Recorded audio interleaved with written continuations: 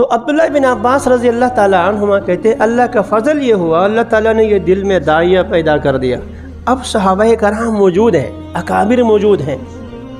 صدیق ہیں، فاروق ہے، عثمان ہے، علی ہے، ازواج مطہرات ہیں، اور ان سے علم حاصل کیا جا سکتا ہے۔ تو میں ایک ایک کے پاس جاتا، ایک ایک کے پاس جا کر علم حاصل کرتا، ایک ایک کے پاس جا کر جو ہے علم حاصل کرتا۔ آپ صلی اللہ علیہ وسلم کے بارے میں کسی دور جگہ پر کوئی صحابی آپ کے علم میں ہے، 1.25 لاکھ صحابہ کرام میں سے بقیع میں جو صحابہ کرام دفن ہے وہ صرف 10,000 کے لگ بھگ، 1.25 لاکھ میں سے بقیہ سب کے سب دنیا کے کونے کونے میں گئے، کسی کو کہاں، ہر ایک کو اللہ تعالیٰ نے جو علم عطا فرمایا تھا۔ تو جس کے بارے میں مجھے پتہ چلتا کہ فلاں کے پاس کوئی حدیث ہے، فلاں کے پاس کوئی علم ہے، میں ان کے پاس جا کر علم حاصل کرتا تھا۔ اور طریقہ کیا تھا؟ عبداللہ بن عباس خود کہتے ہیں رضی اللہ تعالی عنہما، خود کہتے ہیں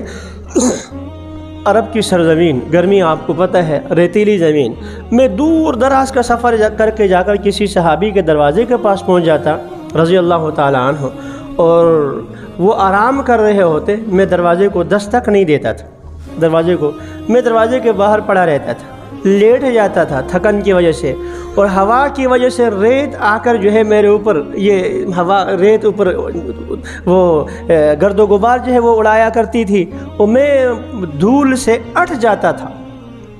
جب وہ صحابی اپنے کام سے باہر تشریف لاتے، مجھے دیکھتے، تو پھر وہ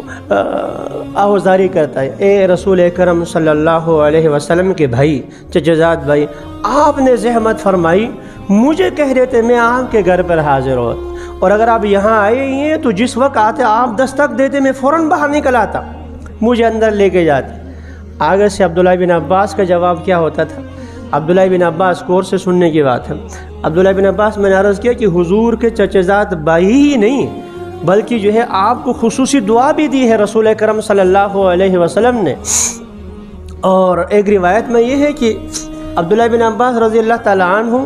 کی والدہ ام الفضل، ان کی بہن جو ہے وہ رسول اکرم صلی اللہ علیہ وسلم کی جو ہے وہ ازواج مطہرات میں سے ہے۔ تو وہ کہتے ہیں میں اپنی خالہ کے گھر میں گیا، چھوٹے تھے، حضور صلی اللہ علیہ وسلم اور میری خالہ ایک ہی تکیے پر یوں سوئی، اور میں اس تکیے پر یوں سو گیا تھا، اتنا قرب حاصل تھا، تو چھوٹا بچہ